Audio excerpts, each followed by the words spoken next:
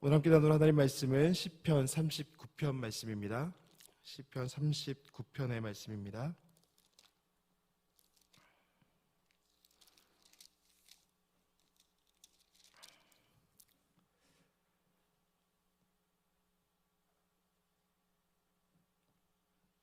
시편 39편 말씀을 한 절씩 교독하시겠습니다. 내가 말하기를 나의 행위를 조심하여 내 혀로 범죄하지 아니하리니 악인이 내 앞에 있을 때에 내가 내 입에 재갈을 먹이리라 하였도다. 내가 잠잠하여 선한 말도 하지 아니하니 나의 근심이 더 심하도다. 내 마음이 내 속에서 뜨거워서 작은 소리로 읊조릴 때에 불이 붙으니 나의 혀로 말하기를 여호와여 나의 종말과 연한이 언제까지인지 알게 하사 내가 나의 연약함을 알게 하소서. 주께서 나의 날을 한 뼘 길이만큼 되게 하심에 나의 일생이 주 앞에는 없는 것 같사오니 사람은 그가 든든히 서 있는 때에도 진실로 모두가 허사뿐이니이다. 진실로 각 사람은 그림자같이 다니고 헛된 일로 소란하며 재물을 쌓으나 누가 거들는지 알지 못하나이다. 주여 이제 내가 무엇을 바라리요? 나의 소망은 주께 있나이다. 나를 모든 죄악에서 건지시며 우매한 자에게서 욕을 당하지 아니하게 하소서.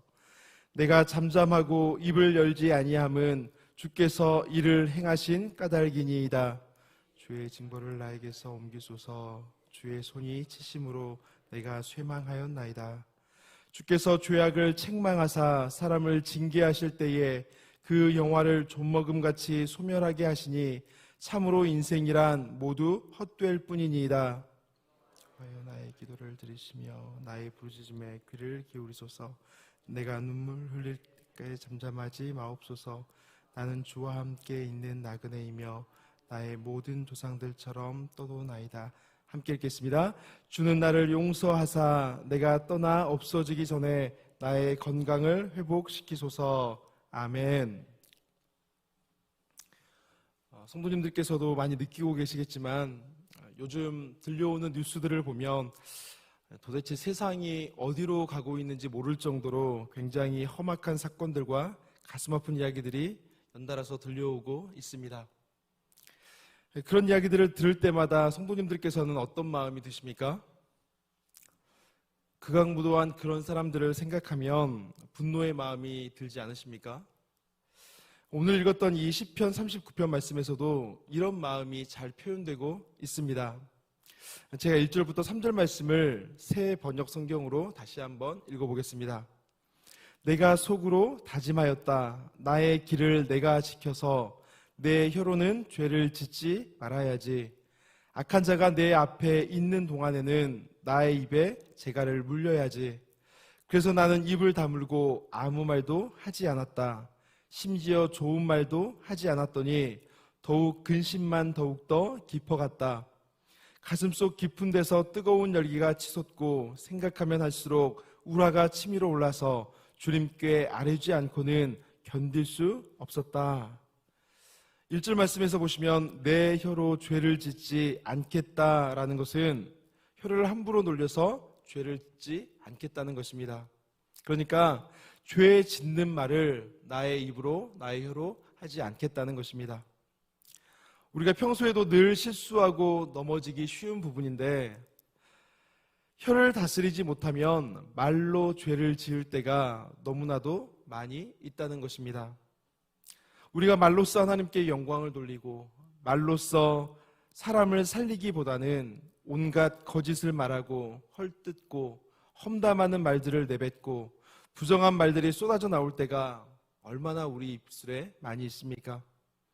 그래서 사람은 이렇게 혀로써 말로써 죄를 짓기가 쉽다는 것을 알기 때문에 오늘 본문을 기록한 시인은 차라리 내 입에 재갈을 물리는 게 낫겠다라고 결심하고 있습니다. 재갈이 뭡니까? 재갈. 말이나 소를 몰기 위해서 짐승의 입에 물리는 쇠토막, 그것을 우리가 재갈이라고 말합니다. 그러니까 말로 죄를 지을 만한 충동이 일어날 때 그렇게 말을 내뱉어서 죄를 짓는 것보다 차라리 우리 입에 그 재갈을 물려서 침묵하겠다는 것입니다. 왜 그렇겠습니까? 악인들 앞에서 하나님에게 불평한다고 한들 악인들이 자기를 위로해 줄 것도 아니고 오히려 고난받는 것을 조롱거리로 삼으면서 하나님의 의로우심을 비웃을 것이기 때문에 그렇습니다. 이것을 알기 때문에 입을 다물고 아무 말도 안 할 뿐만 아니라 좋은 말을 하는 것조차도 침묵하고 삼가겠다는 것입니다. 왜냐하면 마음의 분노가 끓어오를 때면 그런 마음 상태로 우리가 어떤 좋은 말을 해도 왜곡이 될 수밖에 없기 때문에 차라리 그냥 침묵하겠다는 것입니다. 그런데 실수하지 않고 죄를 짓지 않으려고 말을 안 했더니, 말을 삼갔더니 평안과 위로가 생겨나기는커녕 오히려 근심과 걱정이 더욱 깊어져 갔다라고 하는 것을 보면 우리가 말을 참는다는 것, 말을 아낀다는 것이 참 쉬운 일이 아닌 것 같습니다. 3절에도 보시면 견디기 힘든 고난을 만났을 때, 또 속에서 불이 나는 것처럼 우라가 치밀어 오를 때 내 속에 있는 불을, 내 속에 있는 우라를 말로 쏟아내야, 무엇인가 말로 내뱉어야 속이 시원하지, 입을 다물고 침묵한다는 것은 견딜 수 없는 고통과 같다라고 말하고 있습니다. 그래서 주님께 아뢰지 않고는 견딜 수가 없어서 결국 말을 하게 되고 맙니다. 4절 말씀입니다. 여호와여, 나의 종말과 연한이 언제까지인지 알게 하사 내가 나의 연약함을 알게 하소서라고 고백하고 있습니다. 그러니까 주님께서 좀 알려달라는 것입니다. 내 인생의 끝이 어디인지, 그리고 내가 얼마나 더 살 수 있을 것인지, 내 일생이 얼마나 덧없이 지나가는 것인지를 제발 저에게 말씀해 주셔서 나로 나의 연약함을 알게 해달라는 것입니다. 이건 불평이 아닙니다. 하나님 앞에 기도하는 것입니다. 몸도 마음도 너무너무 힘들고 어려운데 하나님 앞에 그 모든 짐을 풀어놓고 있는 것입니다. 들에 핀 꽃이 아무리 아름답다고 해도 그 꽃이 영원할 수가 없습니다. 또 아이들이 가지고 노는 그 비눗방울이 하늘을 떠다니며 아름답게 예쁘게 그렇게 다닌다라고 할지라도 결국에는 뻥 하고 터지면, 흩어져 버리면 아무것도 아닌 것이 됩니다. 이렇게 우리 인생이 무상하다는 것을 느낄 때 마냥 슬퍼하고 마냥 애통하기보다는 인생의 참된 의미를 깨달을 수 있도록 하나님께서 도와달라고 그렇게 하나님 앞에 간절히 아뢰고 있는 것입니다. 그래서 시편 39편에서 중요한 단어들을 한번 꼽아보라고 하면 히브리어 헤벨이라고 하는 단어를 꼽을 수가 있는데, 이 헤벨이라고 하는 단어는 헛됨이라고 하는 의미를 가지고 있는 단어입니다. 헤벨, 헛됨이라는 의미를 가지고 있는데, 구약 성경에 보면 이 헤벨이라는 단어가 가장 많이 나오고 있는 성경 말씀이 있습니다. 어디겠습니까? 헛되고 헛되도다, 이런 말씀이 계속해서 반복되고 있는 바로 전도서의 말씀. 전도서에서 우리가 이 헤벨이라고 하는 단어를 많이 볼 수가 있습니다. 그런데 이 시편 39편 말씀에도 보시면 헤벨이라고 하는 단어가 3번이나 나오고 있습니다. 첫 번째는 5절에서 허사라고 하는 단어, 이것이 헤벨이라고 하는 단어이고요. 두 번째 6절에 나오는 헛된, 이 말도 헤벨이라고 하는 단어입니다. 그리고 세 번째 11절에 나오는 헛될이라고 하는 단어, 이 단어 역시도 히브리어 헤벨이라고 하는 단어입니다. 허무가 무엇입니까? 허무하다는 것, 죄로 인해서 저주 아래서 살아가게 되는 우리 인생들이 겪고 있는 그 고통이 바로 허무입니다. 무엇인가를 열심히 하고 무엇인가를 수고했지만 결국 우리 손에 쥐고 있는 걸 되돌아보면 결국은 허무라고밖에 고백할 수 없는 것이 죄악으로 가득한 이 땅을 살아가는 죄인된 우리들의 고백이라는 것입니다. 아마도 이 시를 기록했던 다윗은 노년 무렵에 이 시를 썼거나 아니면 죽음이 임박했을 무렵에 인생의 덧없음을 깨달으면서 이 시를 썼을 것으로 추정할 수 있습니다. 결국 인생을 다 살아보니까 삶은 결국 한순간일 뿐이고 여기에는 공허가 헛됨이 가득할 뿐이라는 것을 깨닫고 있는 것입니다. 겉으로 보면 악인들이 잘 되고 성공을 거두는 것처럼 보여도 결국에는 그들이 한 뼘의 인생, 한순간뿐인 인생이고 든든히 서 있는 것처럼 보일지라도 결국은 그들의 인생도 다 헛되다는 것을 깨달으면 악인들의 형통함을 보고 부러워할 이유도 없고 불평하거나 원망할 이유도 없게 되는 것입니다. 그러면서 7절에서 가장 중요한 고백을 하고 있는데요. 우리 7절 말씀 조금 번거로우시겠지만 같이 한번 읽어봤으면 좋겠습니다. 7절 말씀 시작. 주여 이제 내가 무엇을 바라리요? 나의 소망은 주께 있나이다. 할렐루야. 내가 무엇을 바라겠습니까? 나의 소망은 오직 주님께 있습니다. 라고 고백하는 것입니다. 앞에서 말씀을 드렸던 것처럼 죽음의 그림자가 드리워져 있는 우리의 인생 가운데 우리가 무엇으로 소망을 삼고 무엇으로 위로를 얻을 수가 있겠습니까? 질병과 죽음이 가득하고 허무와 절망뿐인 연약한 우리의 인생에서 우리가 무엇을 바랄 수가 있겠습니까? 우리의 희망, 우리의 소망은 오직 변치 않는 영원하신 우리 주님 한 분뿐인 줄로 믿습니다. 우리의 영원한 반석이 되시고 우리의 길과 진리가 되신 주님께 우리의 소망을 두면 그 인생 가운데 허무와 절망이 거치고 영광의 빛이 비춰지는 역사가 있을 줄로 믿습니다. 그렇게 주님의 빛이 우리의 삶에 비춰지고 주님이 우리의 소망 되심을 우리가 깨닫게 될 때에 우리가 발견하는 것이 있습니다. 그것이 무엇입니까? 빛 되신 주님이 우리 삶 가운데 비춰지고 우리의 소망 되심을 우리가 깨닫게 될 때 그 빛 되신 주님 안에서 우리가 발견하게 되는 것이 무엇입니까?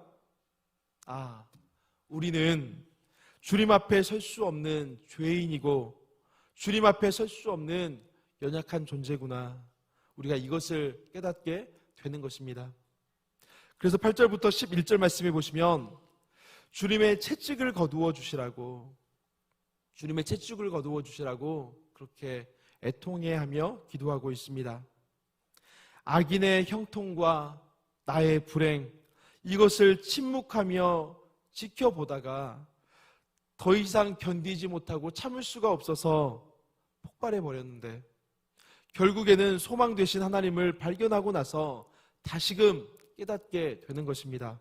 무엇을 깨닫습니까? 하나님의 그 거룩하심 앞에서, 하나님의 그 선하심 앞에서 우리의 죄가 낱낱이 드러나고 있다는 것을 깨닫고 있는 것입니다. 다른 사람의 죄, 다른 사람의 악행만을 불평하며 그렇게 살아오고 있었는데 결국에는 빛 되신 주님이 내 삶 가운데 들어오셔서 나의 죄를 밝히 드러내시는 것입니다. 그렇게 숨길 수도 없고 피할 수도 없는 우리가 죄가 드러날 때에 하나님 앞에 어떻게 해야 되겠습니까? 하나님 앞에 우리의 죄를 숨길 수도 없고 하나님 앞에서 우리의 죄를 가지고 피할 수도 없는데 그런 연약한 우리의 인생이 우리의 죄가 드러날 때에 어떻게 해야 되겠습니까? 죄를 용서받고 죄를 벗어날 수 있도록 은혜를 구해야 되는 것입니다. 누구에게요? 죄를 다스리시고 죄를 이기신 주님 앞에 나아가는 것입니다. 10절 말씀처럼 주님의 징벌이 임하고 주의 손이 치시면 쇠망할 수밖에 없는 연약한 인생이지만 두려운 주님의 심판의 날을 기다리며 살아가고 있는 인생들이지만 주님의 선하심과 의로우심을 믿고 구원의 주님 앞으로 담대히 나아가는 것입니다. 물론 우리는 이미와 아직의 사이에서 살아가고 있는 사람들입니다. 이미 우리에게 그 구원을 약속해 주셨고 그 구원을 허락해 주셨지만 그 구원이 아직 우리 가운데 완성되지는 않았습니다. 장차 우리 주님이 다시 오시는 그날 우리에게 약속하신 그 구원이 완전하게 이루어질 것입니다. 영광스러운 그 구원의 약속을 이미 받았지만 아직 그 구원이 완성된 것은 아니기 때문에 이 땅에서의 삶은 여전히 많은 연약함을 가지고 있을 수밖에 없는 것입니다. 나이가 들수록 쇠하고 아름다움도 점점 시들어가는 것 같고 여기저기 아픈 데는 많아지고 갈수록 초라해지고 볼품없어지는 것처럼 우리 자신이 그렇게 여겨질 수가 있습니다. 그럼에도 불구하고 우리에게는 부활의 소망이 있고 영원한 천국의 약속이 있음을 기억해야 한다는 것입니다. 12절 말씀에 보시면 다윗은 이 세상이 나의 본향이 아니라는 것을 깨닫고 하나님 앞에 울며 부르짖고 있습니다. 여호와여, 나의 기도를 들으시며 나의 부르짖음에 귀를 기울이소서. 내가 눈물을 흘릴 때에 잠잠하지 마옵소서. 나는 주와 함께 있는 나그네이며 나의 모든 조상들처럼 떠도나이다. 가난하고 정처 없이 살아가는 인생, 돌보아줄 사람이 전혀 없는 인생, 그런 인생을 산다고 할지라도 나그네와 같은 우리를, 고아와 과부 같은 우리를 찾아오셔서 자비와 긍휼을 베풀어 주시고 은혜를 베풀어 주시는 우리 주님께서 계신다는 것입니다. 그래서 주님께 이렇게 구하는 것입니다. 13절 말씀입니다. 주는 나를 용서하사 내가 떠나 없어지기 전에 나의 건강을 회복시키소서. 생명이 있는 동안에 잠시 즐거움을 누릴 수 있도록 하나님의 그 징계의 매, 진노의 매를 거두시고 징계의 얼굴을 나에게서 잠시 돌려주시라고 그렇게 기도하고 있는 것입니다. 우리가 시편 말씀에 보시면 쭉 지금까지 시편 말씀을 보고 계시는데 보통은 고통을 당할 때 우리가 어떻게 기도하고 있습니까? 고통 중에 있을 때 하나님 저를 좀 봐주십시오. 하나님 저에게서 얼굴을 돌리지 마시고 저를 좀 봐주십시오 라고 그렇게 기도할 때가 많이 있는데 오히려 이 시편 39편 말씀에서는 하나님 징계의 매를 거두어 주시고 하나님의 얼굴에 눈을 저에게서 돌리셔서 긍휼을 베풀어 주시라고 기도하고 있는 것입니다. 주님의 얼굴을 우리에게서 돌려주십시오. 어찌 우리 인생이 하나님의 낯을 피하여 살아갈 수가 있겠습니까? 그런데 진노를 받을 수밖에 없고 죄악으로 말미암아서 하나님의 낯을 배울 수 없는 그러한 인생인데 그러한 인생에게라도 주께서 은혜를 베풀어 주시라고 애통해 하는 마음으로 주님 앞에 구하고 있는 것입니다. 어쩌면 하나님 앞에서 허물과 제약으로 가득한 우리 인생이 드릴 수 있는 가장 간절한 기도, 가장 애절한 기도가 아닐까 싶습니다. 죽음을 맞이할 날이 얼마 남지 않았지만 주님이 나를 용서하셔서 내가 이 세상을 떠나 없어지기 전에 내가 다시 웃음을 짓고 다시 기뻐할 수 있도록 나의 건강을 회복시켜 주시라고 간구의 기도를 드리면서 이 시를 마무리하고 있는 것입니다. 그런데 이 시는 읽으면 읽을수록 이 시가 다윗의 시라고 표제가 붙어 있지만 왠지 모르게 우리 주님께서 하셨던 기도와 참 많이 닮아 있다는 것을 우리가 느낄 수가 있습니다. 악인들에게서 고통을 당할 때 그들을 저주하고 비난할 수도 있고 그들을 진멸하실 수도 있는 분이셨지만 우리 주님은 끝까지 침묵하셨습니다.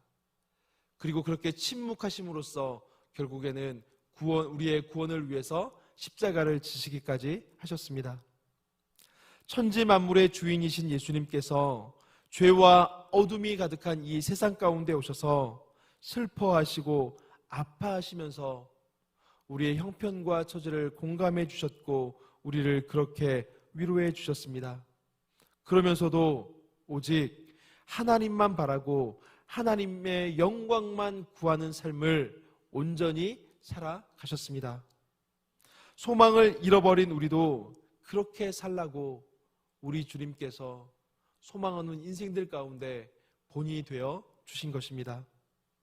슬픔 때문에, 답답함 때문에, 고통 때문에 찾아오는 그런 침묵의 끝이 아니라 아무 말도 할 수 없을 만큼 답답한 그 현실과 그 아픔과 그 고통과 그것이 끝이 아니라 그 침묵을 마침내는 웃음으로 바꿔주시고 기쁨으로 바꿔주시는 우리 주님이 계신다고 하는 사실을 꼭 기억하시고 그 주님께 소망을 두고 주 안에서 하늘의 위로를 누리는 우리 모두가 될 수 있기를 간절히 소원합니다. 저는 우리 말씀을 기억하면서 함께 기도하겠습니다. 하나님, 나의 상황이 고통과 탄식으로 가득할지라도 낙심하지 아니하고 구원의 주님을 바라보겠습니다. 악인이 형통함 때문에 불평만 하는 것이 아니라 신실하신 주님을 더욱 의지하고 주님 앞에서 나를 먼저 바라보게 하여 주시옵소서. 우리의 소망이 되신 주님을 붙잡고 살게 해달라고 기도하겠습니다. 또한 교회를 위해서 기도할 때에 우리 교회가 이제 목장교회로의 전환을 선포하고 한마음으로 달려가고 있는 중에 있습니다. 주께서 모든 걸음을 순적하게 인도해 주시라고, 또한 특별 밤 기도회와 금요 산상 기도회 축의 부흥이 가운데 은혜를 부어주시라고 우리 교회를 위해서 기도하겠습니다. 마지막으로 교회 가운데 많은 환우들이 있습니다. 주님, 이 어려움 속에서도 믿음 잃지 아니하고 구원의 하나님을 바라보고 의지하는 모든 성도님들이 될 수 있게 해달라고 우리 간절한 마음으로 주님의 이름을 한번 부르고 통성으로 기도하겠습니다.